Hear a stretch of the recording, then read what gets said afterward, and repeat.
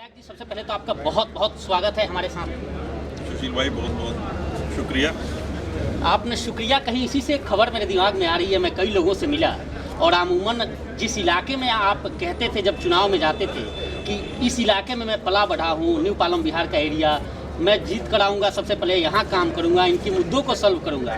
और आज मैं जब वहाँ गया तो वहाँ के लोग कहते हैं कि वो धन्यवाद करने तक नहीं। और आपने इसी साल कहीं पानी का उद्घाटन भी किया था उस पार्क में, लेकिन उसके बाद भी आज तक कहीं कोई ड्रिंकिंग वाटर की समस्या का समाधान नहीं। जो चहेते हैं उनके फ्लैट्स तक तो पानी पहुँच गए हैं, लेकिन आम जनता जिन्होंने वोट देकर आपको बनाया उन तक पानी नहीं पहुँचा।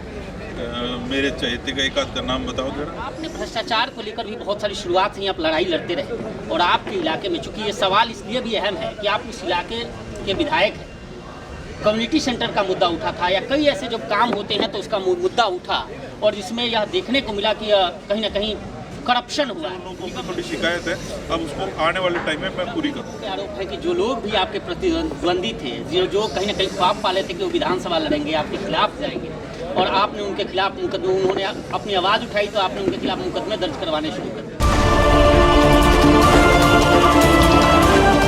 नमस्कार, मैं हूं सुशील कुमार और आप देख रहे हैं प्रवासी एक्सप्रेस। आज हमारे साथ बादशाहपुर से विधायक राकेश दौलताबाद हैं और इनसे बात करेंगे कि जो कुछ चुनावी मुद्दे थे, जो कुछ कमिटमेंटें कर रहे थे और जिस लिए लगातार प्रयास कर रहे थे, वह सत्ता इन्हें मिली तो जनता के मुद्दों पर कितना खड़े उतरे। विधायक जी, सबसे पहले तो आपका बहुत बहुत स्वागत है हमारे साथ। सुशील भाई, बहुत बहुत शुक्रिया। आपने शुक्रिया कहीं, इसी से खबर मेरे दिमाग में आ रही है। मैं कई लोगों से मिला और अमूमन जिस इलाके में आप कहते थे जब चुनाव में जाते थे कि इस इलाके में मैं पला बढ़ा हूँ, न्यू पालम बिहार का एरिया, मैं जीत कर आऊँगा, सबसे पहले यहाँ काम करूँगा, इनके मुद्दों को सॉल्व करूँगा। और आज मैं जब वहाँ गया तो वहाँ के लोग कहते हैं कि वो धन्यवाद करने तक नहीं आए।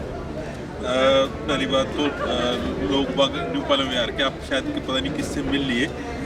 न्यू पालम विहार में करीब हमारी जनसभा हो चुकी है चुनाव के बाद 15 से ज़्यादा। और न्यू पालम विहार में जब मैं बोलता था कि मैं यहाँ पे पला बड़ा हूँ, तो आपको जानकर खुशी होगी और सभी हमारे इलाके वालों को कि पूरे गुड़गांव के अंदर सबसे पहले जो कॉलोनी अप्रूव्ड का जो सर्वे, जो ड्रोन सर्वे जो डीटीपी डिपार्टमेंट ने किया है, वो न्यू पालम विहार का हो चुका है और वो न्यूज़ में भी आ चुका है। पानी की समस्या वहाँ सबसे ज़्यादा थी। मैंने कई बार वहाँ जाकर स्टोरी भी की है और आपने इसी साल कहीं पानी का उद्घाटन भी किया था उस पार्क में, लेकिन उसके बाद भी आज तक कहीं कोई ड्रिंकिंग वाटर की समस्या का समाधान नहीं हुआ। पहली बात तो आपके चैनल के माध्यम से ये आप देख लीजिए, टाइम्स ऑफ इंडिया के अंदर drone covers unauthorised colonies in New Palam Vihar, ये जो है फर्स्ट फेज में आपने पहला कार्य कराया। हो चुका है। और ये इसके लिए न्यू पालम विहार वाले सभी निवासियों का मुबारकबाद। और रही पानी की, जैसे हमें पता है कि अनअप्रूव्ड इलाके के अंदर हमने जो पाइपलाइन है, जो मास्टर पाइपलाइन है जीएमटी की, वो तो कंप्लीट करवाई दी है और जो उससे जॉइंट कनेक्शंस थे वो भी शुरू करवा दिए। लेकिन लोगों का कहना है, मैं उन लोगों से मिलकर ही आपके पास आया हूं, उनका आरोप सीधे तौर पे है कि विधायक जी ने एक बार भी आए, शुरुआत उन्होंने की, उद्घाटन की, लेकिन अभी तक धरातल पर कहीं नहीं है। आपके जो चहेते हैं उनके फ्लैट्स तक तो पानी पहुंच गए हैं, लेकिन आम जनता जिन्होंने वोट देकर आपको बनाया उन तक पानी नहीं पहुंचा। मेरे चहेते का एक आध का नाम बताओ जरा। फ्लैट्स दिखा रहे थे कि फ्लैट्स जिनके बने हैं वहाँ तक पानी गया है, आपने भिजवाया है। जैसे मेरे तो जानने वाले कोई फ्लैट ऐसा ओनर है नहीं कि जिसके कोई फ्लैट हो। हाँ, अदरवाइज़ ये है कि जैसे पानी का एक फ्लो होता है, जैसे अगर ये सीक्वेंस से जो इलाका सबसे पहले पड़ेगा, जो मास्टर पाइपलाइन से, उसके अंदर सबसे पहले जाएगा पानी और उसके बाद धीरे धीरे तो वही लाइन जो है वो आगे तक चली जाएगी। जहाँ तक अभी जा चुका है, आगे उसके फर्दर जो है काम चल रहा है। उसके अंदर कोई भी इलाका ऐसा छूटेगा नहीं जहाँ पे पानी ना पहुँचे। कब तक पीने का साफ पानी उन लोगों को मिलेगा, उस इलाके के लोगों को? मैक्सिमम फरवरी एंड तक। इस 2021 के फरवरी तक पानी मिल जाएगा। आपने भ्रष्टाचार को लेकर भी बहुत सारी शुरुआत से आप लड़ाई लड़ते रहे और आपके इलाके में, चूंकि ये सवाल इसलिए भी अहम है कि आप उस इलाके के विधायक हैं, कम्युनिटी सेंटर का मुद्दा उठा था या कई ऐसे जो काम होते हैं तो उसका मुद्दा उठा और जिसमें यह देखने को मिला कि कहीं ना कहीं करप्शन हुआ है। निगम में भी खुलासा हुआ है, FIR भी दर्ज हुई है। उसको लेकर क्या कुछ आपने मॉनिटरिंग कर रहे हैं या उसको लेकर भी मुद्दा उठाएंगे? सुशील भाई, जैसे अभी आप देखो कि पूरे हरियाणा के अंदर कोई ऐसा विधानसभा होगी जहाँ पे एक साथ 3 तहसीलदार सस्पेंड हुए हों। आपका इलाका है। ठीक है, और कोई आपने ये देखा है कि एमसीजी के अंदर इससे पहले जो 1 एसडी और 2 एक्शन सस्पेंड हुए हों। आपका इलाका निश्चित रूप से। तो जो आप तो ये क्रेडिट आपको जाता है विधायक जी? अब आप समझ लीजिए कि आपने का सवाल ही ये था और जवाब मैं दे रहा हूँ, तो आप बिल्कुल समझ लीजिए कि इसमें कोई भी आदमी ऐसा बख्शा नहीं जाएगा जो करप्शन करेगा। एक और लोगों का आरोप है कि अमूमन आप प्रदेश के सबसे बड़े विधानसभा क्षेत्र का प्रतिनिधित्व कर रहे हैं, और जब भी कोई व्यक्ति उस इलाके से विधायक बनता है तो लोगों को बहुत सारी उम्मीदें होती हैं, इच्छाएं होती हैं, और उनका यह आरोप था कि एक लैंड यहाँ था, काफ़ी सैकड़ों एकड़ का है, और उस पर सब लोग आपसे कह रहे थे उसको आपने वेट लैंड घोषित करा दिया। देखो कितनी बड़ी बात है ये, आपका अब तक के प्रश्नों में सबसे बड़ा और अच्छा प्रश्न है। हमारा धर्मपुर शुरू हो जाओ, धर्मपुर, मोमदेड़ी, दौलताबाद, खेड़की माजरा, धनकोट, चंदू, बुडेड़ा और माकड़ोला, इतने गांव जो है ये पिछले 30 सालों से परेशान थे इस समस्या से। और अब जो है गलती से एक रिपोर्ट चली गई थी सरकार की तरफ से कि भाई ये इलाका जो है वो जो है वेटलैंड है, लेकिन जब हमने प्रूव किया कि कंटूर जो लेवल है वो वेटलैंड का वो बनता है नजोगढ़ में, जो कि फेमस है नजोगढ़ झील के नाम से, हमारे से एक डाउन है वहाँ पे कंटूर, तो वो हमने क्लियर किया एनजीटी के अंदर सरकार की तरफ से। अब वो गया कि ये इलाका नहीं है जो झील है, झील जो है वो है नजोगढ़, तो उस इलाके के अंदर ये आप वेटलैंड की बात कीजिए, ये इलाका तो किसानों का उपजाऊ ज़मीन का है जिससे कि 30 साल से लोग परेशान हैं।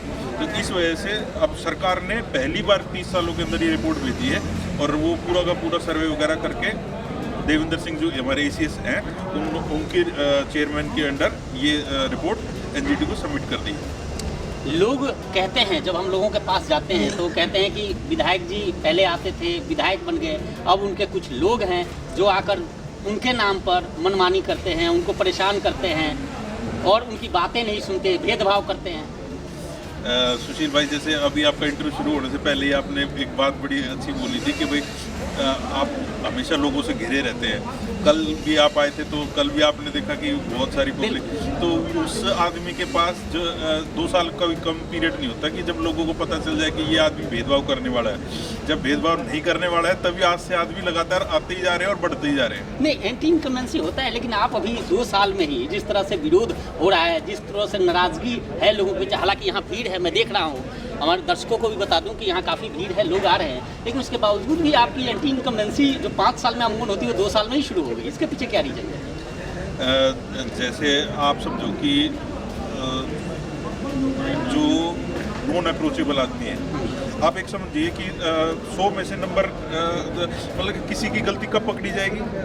जब कोई आदमी चोरी करेगा, काम करेगा, काम करने में कोई गलती आएगी। जबकि तो मैं काम कर रहा हूँ तो मेरे कामों में गलती भी आ सकती है, लेकिन जो आदमी कोई काम ही नहीं करेगा उसमें गलत तो ठीक है। तो आपको ये खुशी होनी चाहिए कि अब मेरे जो इस टेन्योर के अंदर मैं जो काम कर रहा हूँ, जैसे 100 आदमियों के काम कर दिए, 100 के रह गए, तो 100 का ये है ना कि यार 100 के हो गए, तो अब उनको है कि भाई उनका हो गया, हमारा नहीं हुआ।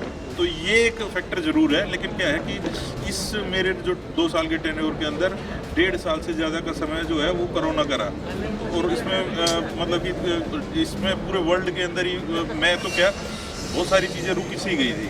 तो अब उसमें ये मानता हूँ कि आज जो लोगों की थोड़ी शिकायत है, अब उसको आने वाले टाइम में मैं पूरी करूँ। यह भी लोगों के आरोप है कि जो लोग भी आपके प्रतिद्वंदी थे, जो कहीं ना कहीं ख्वाब पाले थे कि वो विधानसभा लड़ेंगे, आपके खिलाफ जाएंगे, और आपने उनके खिलाफ मुकदमे, उन्होंने अपनी आवाज़ उठाई तो आपने उनके खिलाफ मुकदमे दर्ज करवाने शुरू कर दिए। देखिए, ना तो मेरा ऐसा नेचर है और ना ही मैंने कभी आज तक द्वेष की, बल्कि जिनके सामने मैंने चुनाव लड़ा है आज तक, तो उनके साथ भी मेरे इतने मधुर संबंध है कि मैं फ़ोन पे और आमने सामने मिलके उनसे, वो भी आज तक आपने देखा होगा किसी भी आदमी ने मेरे जो सामने चुनाव लड़े हैं, वो आदमी ने आज तक मेरे खिलाफ कोई भी स्टेटमेंट नहीं दी। हाँ, कुछ ऐसे लोग जरूर हो सकते हैं जिनके सेल्फ इंटरेस्ट को मैंने नुकसान पहुंचाया हो, जो कि पब्लिक हित में थे, तो कहीं ना कहीं अपने इंटरेस्ट के लिए आपसे बागी हुए पड़े हैं और आरोप पैसे लगा रहे हैं, और वो पहले कभी मेरे साथ भी नहीं थे। आपका क्षेत्र है, सबसे ज़्यादा आज हरियाणा में नहीं पूरे देश में, पूरे विदेशों में हॉट बना हुआ है नमाज को लेकर। सीएम साहब आप उस दिन थे जब सीएम साहब से हमने सवाल भी पूछा था और सीएम साहब ने कहा कि खुले में नमाज नहीं होने देंगे। उसके बावजूद भी कोई शुक्रवार ऐसा नहीं जाता जब गुरुग्राम की बातें, गुरुग्राम की नमाज की बातें पूरे विश्व स्तर पे हो। आप विधायक हैं, आप इसको किस रूप में देख रहे हो और इसको कंट्रोल करने के लिए, इस समस्या का निदान के लिए क्या कुछ कर रहे हैं? सुशील भाई देखो, जैसे सीएम साहब ने ये बात स्पष्ट की थी कि भाई जिस जिस इलाके के अंदर आबादी के हिसाब से जो है नमाज का जो शुक्रवार का जो हमारा दिन होता है उसके अंदर कॉमन प्लेसेस जो हैं वो सेलेक्ट कर ली जाए। तो ऐसे में हमारे जो मुसलमान भाई हैं उन लोगों ने अपने एक लिस्ट बनाई और डीसी और सीपी साहब के साथ वो डिस्कस करी और वो जगह है जो है वो फाइनल करके और उनको चिन्हित कर दिए कि वहाँ पे वो पढ़ सकते हैं। लेकिन कुछ लोग जो है हमेशा ये चुनाव मतलब कि पक्ष और विपक्ष तो होता ही है, तो उन लोगों को हमेशा मुद्दा ही चाहिए। तो वो लोग जो है इस इतने अच्छे सॉल्यूशन देने के बाद भी अगर वो लोग हमेशा ये कहते रहे कि नहीं हम तो संतुष्ट नहीं है, नहीं हम तो संतुष्ट नहीं है, तो भाई आप कोई रास्ता सुझा दो, हम उसके ऊपर सोच लेते हैं। नहीं मतलब आपके कहने का मतलब कि विधायक जी दोनों पक्ष में, चाहे वो हिंदू पक्ष हो या मुसलमान पक्ष हो, दोनों पक्ष में ऐसे लोग हैं जो चाहते नहीं है कि इस मुद्दे को का सॉल्यूशन निकले। सॉल्यूशन निकलने के बाद ये बोलते कि सॉल्यूशन नहीं निकला। तो आपकी विधानसभा प्रभावित हो रही है, बदनाम हो रही है, तो आप एज ए विधायक क्या कर रहे हैं उस विधानसभा को इस पूरे मुद्दे को टैकल करने के लिए? हम जो हमें लगता है कि यहाँ पे और ज़्यादा जो आबादी है जिनको कि ये स्पेस चाहिए, वो जो उनके नुमाइंदे हैं और जो हमारे सरकार के नुमाइंदे हैं, डीसी हो गए उसमें, और जो पुलिस के सीपी है उनको उनसे कोऑर्डिनेट करा के और उनको जगह उस तरीके से नई भी अलॉट करवा रहे हैं। नहीं, सीएम साहब ने साफ कह दिया था कि खुले में नमाज बर्दाश्त नहीं की जाएगी, उसके बावजूद भी लोग कर रहे हैं, विरोध भी हो रहा है, विरोध की बातें हो गई थी, विरोध नहीं होंगी। और आप प्रतिनिधि, मेरा साफ तौर पे ये कहना है कि क्या आपने कभी डीसी से या हायर अथॉरिटी से मिलकर आप इसमें इन्वॉल्वमेंट अपनी दिखाए, या दोनों पक्षों को, लोगों को बुलाकर उनसे बात करना, क्योंकि आपके विधानसभा क्षेत्र की बात है? अभी तक तो जो मेजोरिटी जो मेरे इलाके की है वो मैंने ही दोनों पक्षों को बिठा के और उनको सहमति बनवाई है अब तक जो मेरे इलाके की है। 2 साल का समय बीत चुका है, जो कमिटमेंट्स आपने किए थे चुनाव में, अब तक क्या लगता है क्या क्या आपने कर दिया है और क्या क्या मेजर है जिसको करना है? देखिए, अभी तक तो जो मेरा जो मानना था वो मेरे को काम करना था हेल्थ सेक्टर पे और एजुकेशन सेक्टर पे और हमारे इलाके के अंदर जो है अनअप्रूव्ड कॉलोनीज़ के ऊपर, और जो हमारा अप्रूव्ड इलाका है उसके अंदर इंफ्रास्ट्रक्चर को और मजबूत करने के लिए। इसी तरीके से मेरे को युवाओं के लिए एम्प्लॉयमेंट का एक मेरे बड़ा सीरियस वो था कि मेरे को एम्प्लॉयमेंट के लिए काम करना है। सिक्योरिटी मेरा एक बहुत बड़ा इशू था। तो इसमें से क्या क्या चीज़ें हुई हैं। अनअप्रूव्ड कॉलोनी का तो आपको पता है कि भाई हमने विधानसभा के अंदर सबसे पहले स्तर के अंदर आवाज़ उठाई और वो बिल आ गया कि भाई अब जो है यूएलबी डिपार्टमेंट सर्वे करेगा और जो है जो अनअप्रूव्ड इलाका है उसके अंदर वो सारी सुविधाएं देगा जो लोगों को मिलनी चाहिए। ये मेरा एक काम हो गया।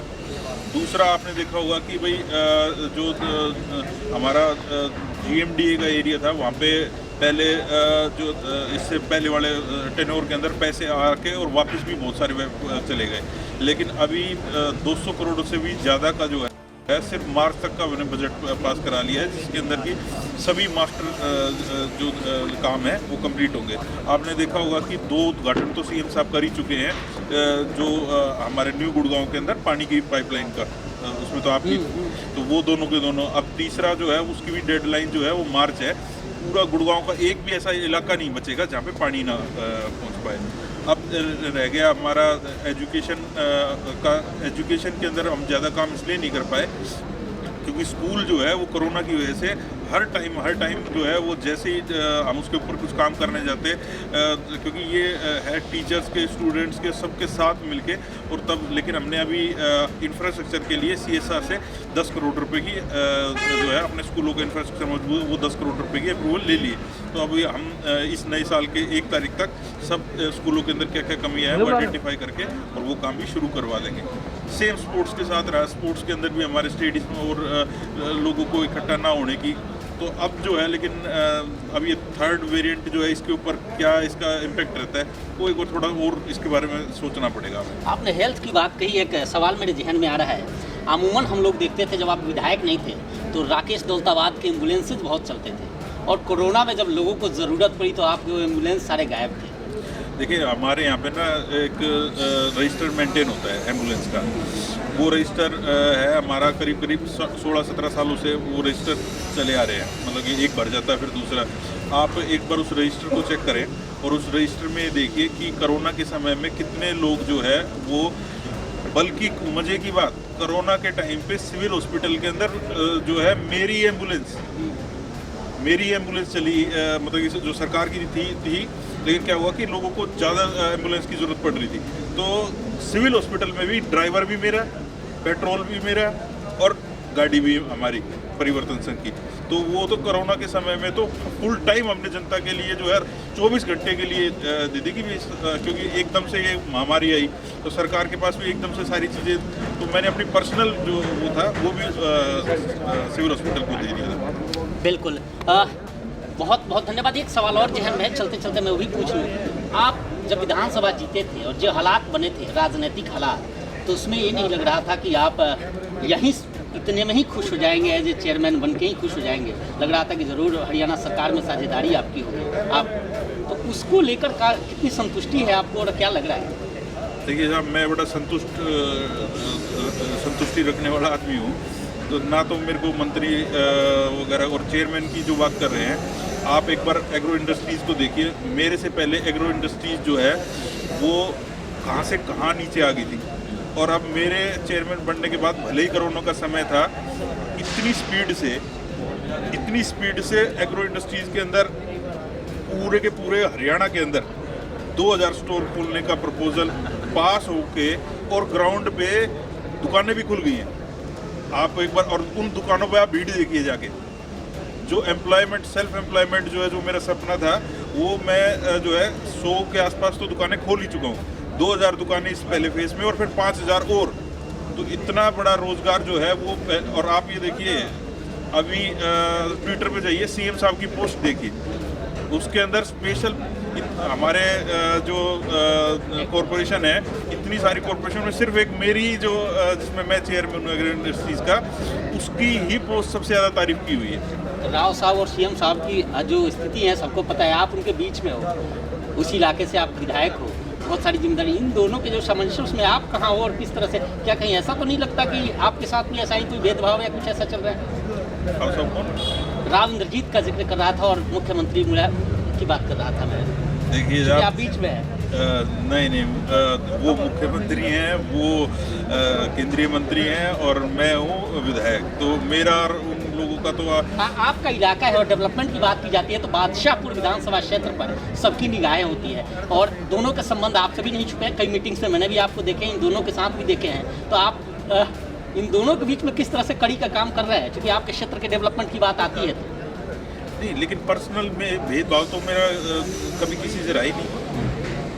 पर्सनल भेदभाव तो मेरे को अपनी बात उनके सामने रखने से कोई जरूरत तो है नहीं। हाँ, कुछ लोग होते हैं कि भाई वो पार्टीबाजी करते हैं, अपना ऐसा नेचर तो है। बिल्कुल, ये बादशाहपुर के विधायक राकेश दौलताबाद थे, जिन्होंने साफ तौर पे कहा कि कुछ लोग वैसे लोग हैं जो नाराज़ रहते हैं। हालांकि जिस तरह से जो भीड़ दिख रही है इनके पास, मिलने वालों का जो तांता लगा है, उससे साफ लग रहा है कि 2 साल का कार्यकाल इनका किस तरह रहा है। हालांकि अभी 3 साल बाकी है, और शिक्षा और स्पोर्ट्स में, हेल्थ में जो कुछ करना है उसका पूरा रूट मैप इनके पास तैयार है।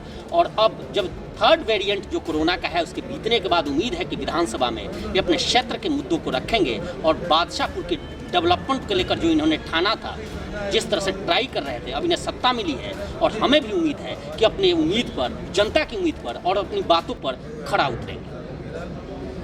फिलहाल इस पेशकश में इतना ही। देखते रहिए प्रवासी।